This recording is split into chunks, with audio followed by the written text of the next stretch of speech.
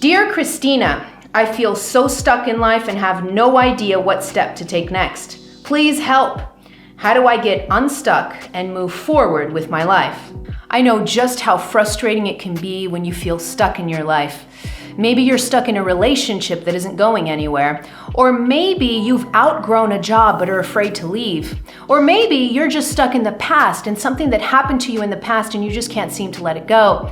But don't worry, because today I'm going to help you get out of whatever rut you feel like you're in. In this video, we're going to learn why we feel stuck in life sometimes, and I'm also going to share my simple but practical 4-step process to get you unstuck quickly. Coming up.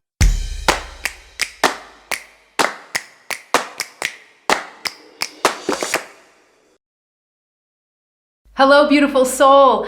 This is Christina Lopes, the Heart Alchemist, here to help you open your heart, heal your past, and live with purpose. If you're new to my videos, click on that subscribe button and also on the bell so you get notified as soon as I publish new content.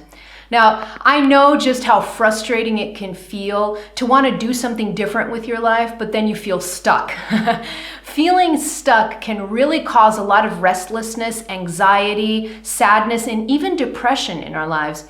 But after watching this video today, you're going to have a clear roadmap on how to get out of the rut you feel like you're in right now. Here's what we're going to cover in this video. In part 1, I'm going to go over the 3 main areas in life where we get stuck most often. Then in part 2, I'm going to go over the 3 reasons why you feel stuck in life. Once you know these 3 reasons, you're going to start to feel lighter right away. And then in part 3 of the video, I'm going to cover the simple but practical 4-step process that if you follow it step by step by step, it'll get you unstuck pretty quickly. Once you finish watching this video, I want you to let me know in the comments below where in your life you feel stuck right now. Let me know in the comments below. Okay, so on to part 1, where we get stuck. So there are usually 3 places we get stuck in. There are many more, but there are 3 top places that we usually get stuck in out of the experience I have with all my clients and in my own life. That's what I've come up with, the 3 top areas that we usually get stuck.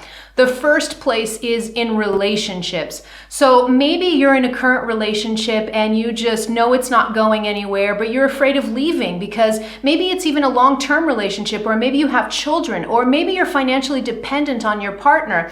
And so the idea of leaving is very scary to you. Or maybe you're just afraid of ending the relationship and going out into the world on your own. So relationships, this is a very common area of stickiness in our lives. That's the first one.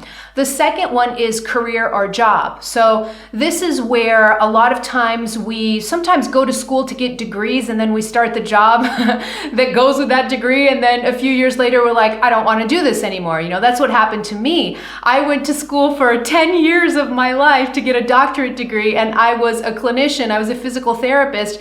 But I remember specifically that within a few years after I started practicing, I knew I didn't want to do that anymore, but I was so terrified of leaving that career because, again, I had spent so much money and so much time on school, going to college, and so the whole idea of leaving my career was very scary. So this could be going on with you too. Or it could be that you're just tired of the job you're in, but you're financially dependent on that job and you're scared of taking the leap because you don't know if there's anything else out there that'll pay you as much. So career or jobs, that's the second one that usually we get stuck in sometimes. And the third one is the past. Okay, so this is when we have childhood trauma that's unhealed and we keep carrying it along and we just can't seem to let it go. But it doesn't have to be childhood trauma. It could be something that happened to you in your adult life. So it could be something that happened in a past relationship and you just didn't heal it well. So you carry this bitterness about something that happened in a relationship that didn't work out in the past. Or maybe somebody betrayed you or did something to you that was very hurtful and you just can't seem to let it go. So these are the 3 top areas that I've found through experience where we get stuck the most in life. Now to the second part of the video, and that is why you feel stuck. I want to leave here. I want to get something straight though before I get further into this. I want to leave a side note here. And the side note is that we're never actually really stuck. We're never actually really stuck. It's kind of an illusion, because what ends up happening is whatever's going on in our outside environment, whether we're, want to leave a relationship, whatever it is, whatever the situation is, or we want to leave a job, whatever it is, there's something in our outside environment that starts to feel confining to us.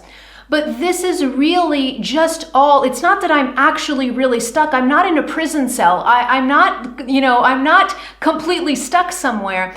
It's a feeling or a perception that I have with my mind, all right? So when things start to get uncomfortable in my outside environment, a lot of times the ego starts to freak out, okay? And so what the ego starts to say is it starts to give thoughts and feelings around the idea that you are stuck. But this is a perception, okay? This is a mental perception. So when you feel stuck in life, you're not actually stuck. Unless, of course, you're in prison or something like that, then obviously you are stuck somewhere, right? Like you're in prison. But I'm talking for the majority of people on this planet, you're not actually stuck. It is a perception that you have about the situation that you're currently in. And here's an example that I like to give to illustrate this point about how the mind is perceiving things in a certain way. So I like to give the example of a caterpillar that goes into a cocoon, okay? So when the caterpillar goes into a cocoon, before they turn into a butterfly, when the caterpillar goes into the cocoon, the caterpillar's not thinking, oh my God, I'm stuck, get me out of here, get me out of here, I'm stuck. The caterpillar is perfectly comfortable in her cocoon, going through her metamorphosis until she turns into a butterfly.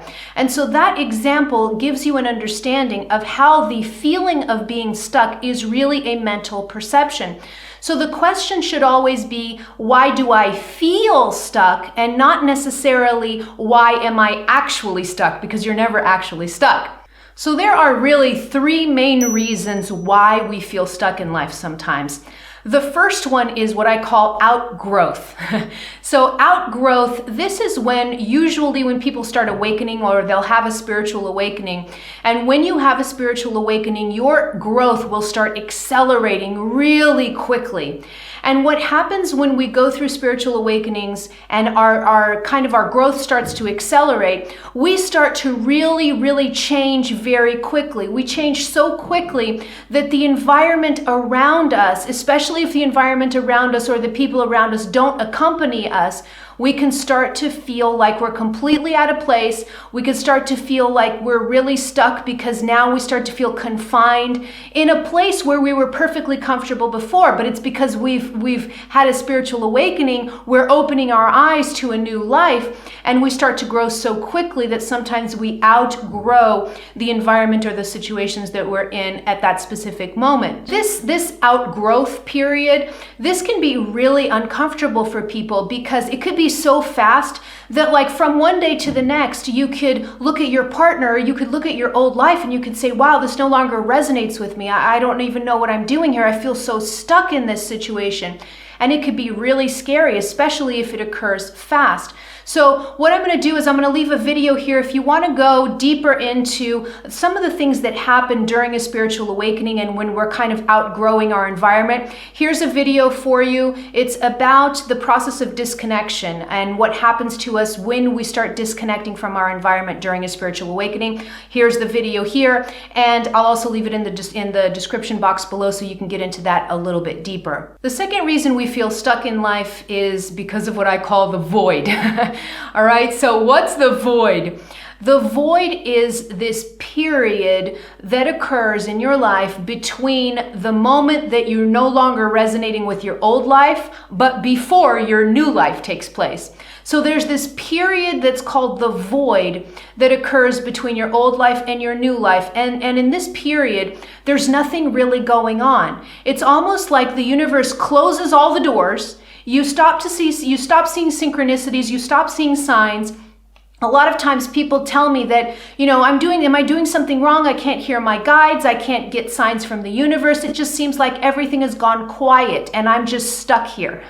Okay? And this is really common. So what the void is, it's sort of a no man's land, really. All right? This no man's land is this space between the old life and the new life where nothing is really happening. But again, this is really just a perception too, because a lot of things are happening. You're being transformed. There's a huge inner transformation occurring. You're being prepared for the next phase of your life, but this preparation can feel stifling sometimes, or it can feel like nothing is going on. And so when people go through this void period in their life, or this no man's land, as some people call it, they can start to feel like they're stuck. Their egos sometimes go into overdrive. They start to feel a little panicked, but there's nothing to worry about. So if you feel like this is your situation, then, nothing to worry about. You are simply in the void. The third reason why we feel stuck in life sometimes is because of triggers.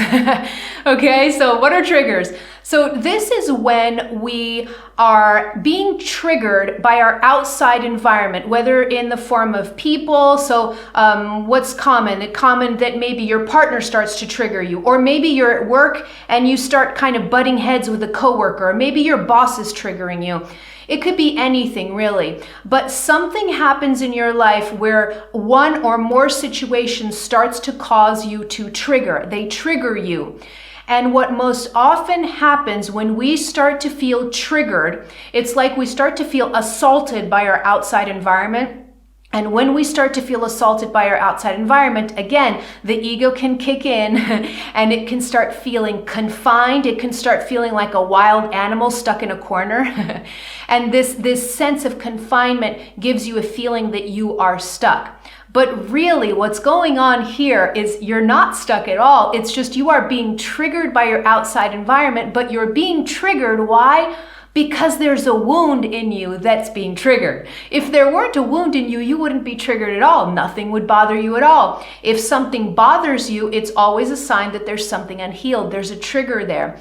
And so in this situation, more common than not, what we really want to do is when we feel like a wild animal being cornered, when we're triggered, we feel like bolting. We want to run away. We just want to get the heck out of town. Okay, this is the most common response to this type of feeling stuck, is I want to run because I'm triggered. But now that you know that this may be what's happening to you, you're not going to run anymore. You'll just remember that you are being triggered. So this is the third reason why we feel stuck in life sometimes. Now to the third part of the video, and that is how to get unstuck. I'm going to describe my simple 4-step process to help you start getting unstuck today. And step number 1, you're already doing it by just getting to this far along in the video. You're already doing it because step number 1 is understand. All right. What does understand mean? It means that you've gone through this video. You already know the top areas in which we get stuck in the most in life. You already know the 3 reasons why we get stuck in life. And so now by creating this understanding within you, by knowing what's going on, this is the first step of starting to feel and getting yourself unstuck, is the understanding. When I'm aware of something, I say this a lot, when I'm aware of something, that's already 80 to 90% of the healing work. Awareness is the majority of the healing work. We usually don't heal when we repress things and when they are outside of our conscious mind. But when things come up into my conscious mind, when I become aware of them, I'm already 80% healed. So you're already doing that step by just watching this video. So step number 1 is understanding what's going on and why you're feeling stuck. Step number 2 is soothe yourself. You have to come to a point where you can come into peace and acceptance with where you are in the present moment. So when you feel like a wild animal stuck in a corner, you have to calm yourself because you're not actually a wild animal and you're not actually stuck in a corner, okay? So you have to learn how to soothe yourself, come into peace and acceptance of where you are in the present moment. Now, I want to leave a side note here to this, a crucial side note that I want you please to remember. When I say that you have to come into peace and acceptance of your present moment, I am talking to people who are completely safe, who are not in any type of danger. So if you feel yourself to be in imminent danger to yourself, and I'm saying this specifically if you happen to be stuck in a relationship, I'm talking specifically to people who are stuck in relationships and where that relationship may not actually be safe. So, but it could be at work or it could be any other situation. If you feel unsafe, please don't take what I'm saying as, me saying to you that you should stay at peace and right where you are, even if you're in imminent danger. That's not what I mean at all. If you are in imminent danger, you're going to get the heck out of there right now. Okay, so I want to leave this side note that's super important here. All right, if you're in danger, get out now. But for the majority of us, we're not in danger. And so in this step, what I'm talking about is to come into a position of peace and acceptance of where you are in your present moment. You've got to stop kicking and screaming. You have to stop perceiving your situation as a situation that's confining or being stuck, okay? Because if you do not bring yourself into acceptance and peace in the present moment, you're never going to be able to get out of this feeling of being stuck, okay? So how do you bring yourself into acceptance and peace in the present moment? There are a ton of things you can do.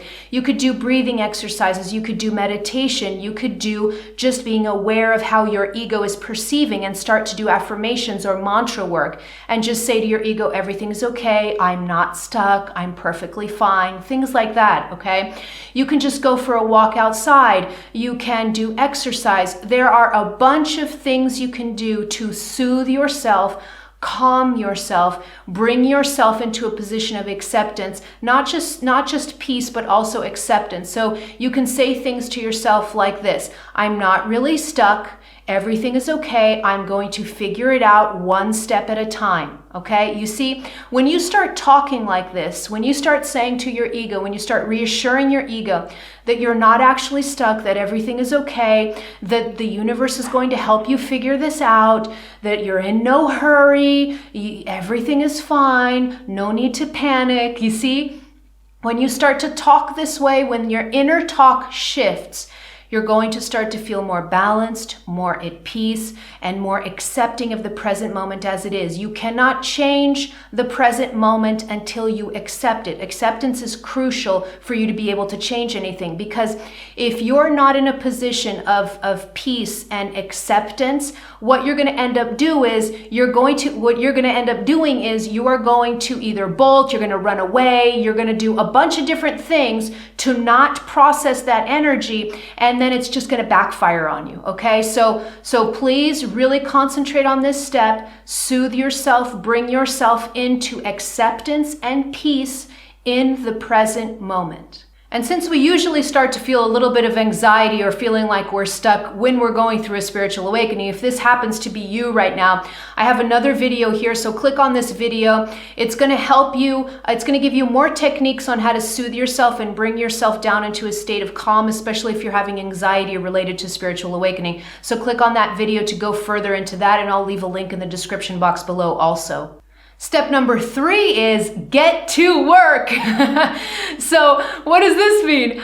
Well, when you have gone through step 1 and step 2, when you understand what's going on, when you know why you're feeling stuck, when you know all of this, when you've brought yourself into a state of peace and acceptance, so you've gone through step 2, step 3 is really get to work, meaning that now that you know which one of the 3 areas you fall into, so now that you know if it's an outgrowth issue, or if you're in the void, or if it's a trigger issue, you're gonna be able to diagnose yourself which one of the 3 buckets do you fall into.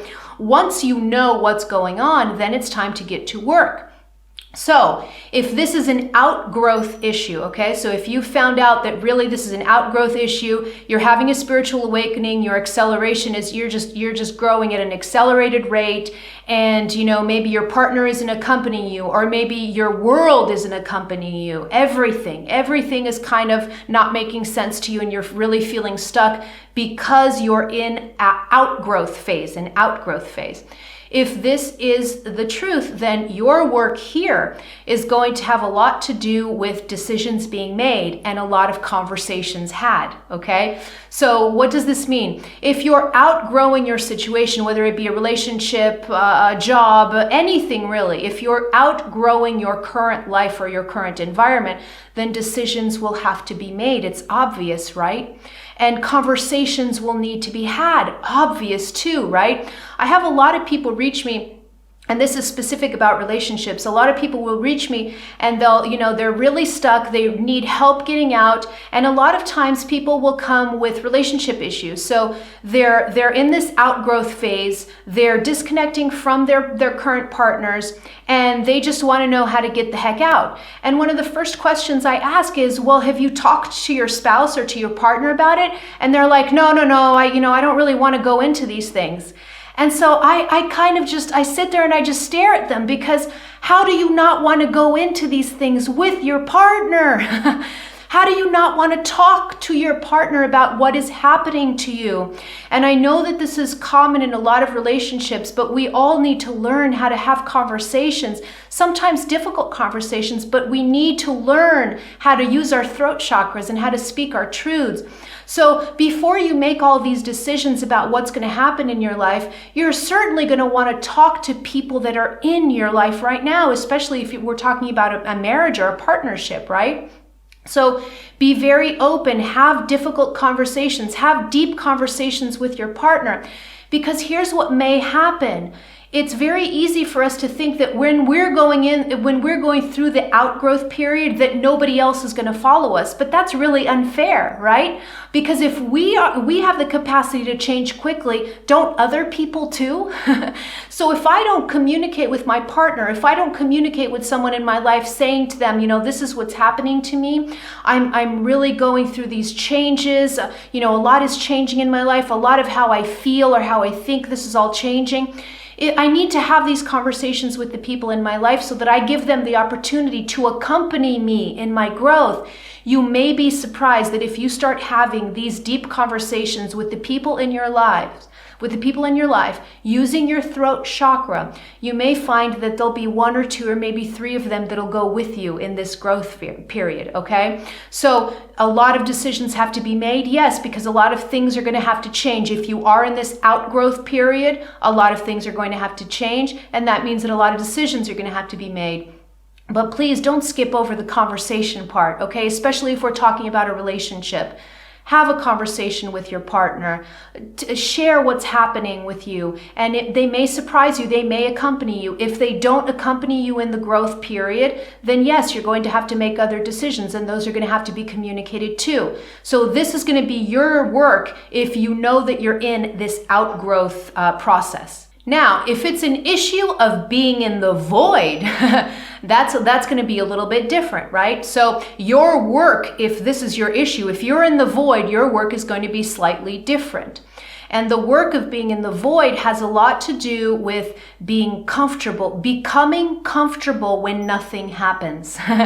Becoming comfortable in the fact that right now the universe is closing the doors around you, and you can be comfortable in this space. You can make friends with the void, okay?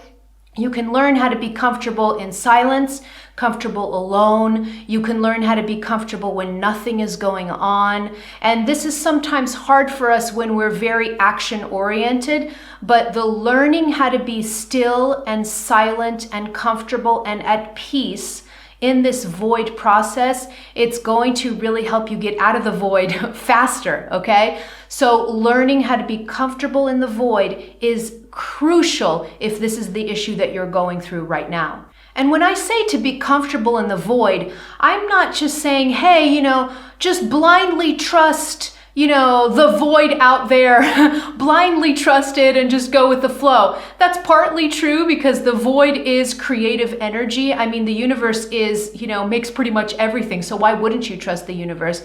But there's also another piece that I want to add here to kind of reassure you. When you're in the void, your soul is guiding you. Your soul knows what it's doing. So you can trust your soul and your higher self that everything is well, that even if through your eyes down here, things seem like they're not happening, To your soul and to your higher self, things are still happening, and they're happening in divine timing. And when it's time, the doors will start opening, and then you can rush right through them, okay? But you have to learn to be comfortable in the nothingness of the void. And here's another crucial thing also. When you become comfortable and rested in the void is a time where you can rest a lot and kind of shore up your energy, charge your batteries, because then when the doors do open up, you're gonna just sprint right through them with so much energy because you've taken full advantage of the void process. Whereas if you don't take advantage of the void process and you keep kicking and screaming and asking the universe what the hell's going on, and you just don't want to come into peace while you're in the void, when the doors do open, first of all, you'll stay longer in the void because you're just expending too much energy, you're drawing out the process. But then when the doors do open, you're going to walk through them really slowly because you're so tired from kicking and screaming the whole time. So I just want to leave this here. Trust your soul, trust your higher self, rest, rejuvenate, charge your batteries, be comfortable in the nothingness of the void, and the doors will open soon. Now, if it's a trigger issue, okay, so if it's a trigger issue, this one's going to be a little bit, your work is going to be cut out for you on this one. It's going to be a little bit harder than being in the void or being in the outgrowth ones. If it's a trigger issue, it's just going to require a lot of awareness on your part, right? Because again, when I'm being triggered, the first thing my ego wants to do is run away. I'm out of here. I'm done with this. I'm not going to put up with this. That's what we start saying. I'm not going to put up with this. I'm bolting. I'm out of here. I'm done with this relationship. I'm done with this job, whatever it is. I'm done with this friend. We want to bolt. That's the most common response that the ego has to a trigger. But now you're going to know not to do that, okay? Because here's the thing. If you are being triggered, it means that there are unhealed wounds that are being triggered, okay? I would not be triggered if I didn't have a wound, okay? Or more than one wound.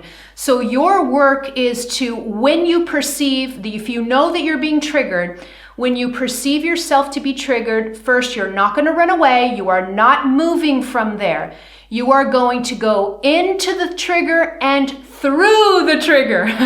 Okay, you're going to go into the trigger and through the trigger, meaning that you're going to work through the trigger. Why am I being triggered? It's not because, oh, this person's an asshole or whatever. No. Take your finger away from who or what is triggering you and bring it inward, okay? So when you say, why am I being triggered? I'm being triggered because this person has poked a wound. What's the wound? It's this, and I'm going to write it down. Oh, this wound. Okay, where is it coming from? Oh, it's coming from the past. You see, there's a lot of introspection and contemplative work to be done when you're triggered, but it always involves questions like this. Why am I being triggered? Where does this come from? When did I first start feeling this way? This is going to open up Pandora's box in terms of giving you a lot of information about your wounds and how to heal them. And so you're not going to spend any time at all pointing fingers at the people or situations that trigger you because they're not important.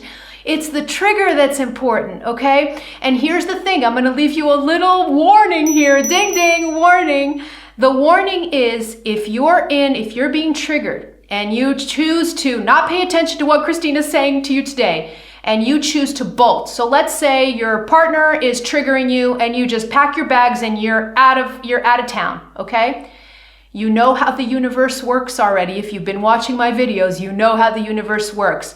You're the common denominator here. It's not the person. You're the one being triggered. So you are the common denominator, meaning you're the one that has the wounds. And if you bolt away from that person or you bolt out of town, you're taking with you your wounds.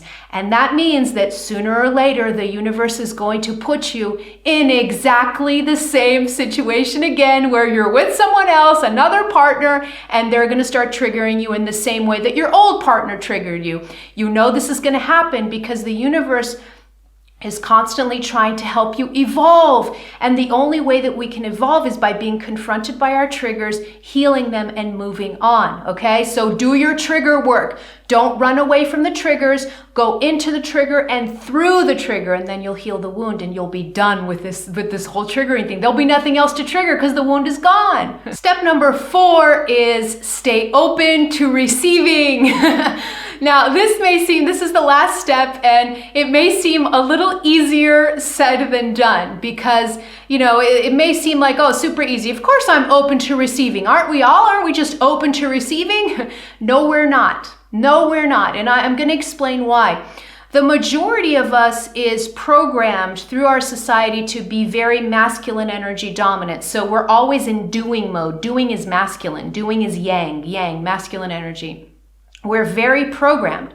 All of us, whether we're men or women, remember, we both, men and women, have masculine and feminine energy, yin and yang, within them. But through our society, we are very programmed to be very action-oriented beings. So we are constantly in masculine energy. We're told to hustle. We're told to go out there and get what we want. We're told to work nonstop, okay? This is how our culture has programmed us. So we're very masculine dominant. So when the time comes to receive, we don't know how to do this because it's not masculine energy that receives. Ding, ding. Masculine energy is the giver, feminine energy is the receiver. And remember, we have both energies within us. So when you go out and do things in the world, that's wonderful. But in order to receive, you have to pull back masculine energy and come into your feminine energy. That's how you receive. And I like to give an example of how this kind of looks, a real world example of how this works. So suppose that you wanted to declutter your house and you wanted to just clean your house and change the whole decoration, changed everything in your house. So you spent weeks taking boxes out of your garage, throwing out old furniture, painting everything new, cleaning the place. Your house basically on the inside looks like something completely different. It's totally clean and it looks totally different. And then let's say you wanted to schedule a barbecue so your friends can come over and see your new home. Basically, it looks like a new home. So you schedule your barbecue, and the day of the barbecue comes, and all your friends come to your door and they start knocking.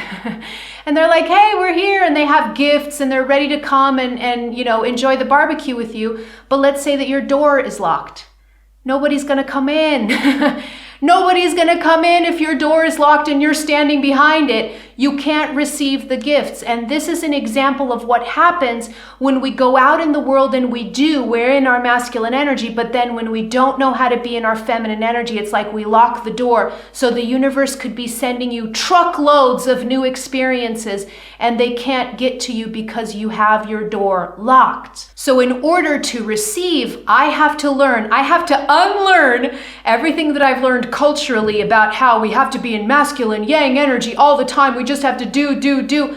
No, we don't. That's why we get exhausted. That's why we have burnouts. That's why we crash and burn in life, because it's unsustainable to be always in one of the energies. The two energies, they must work hand in hand.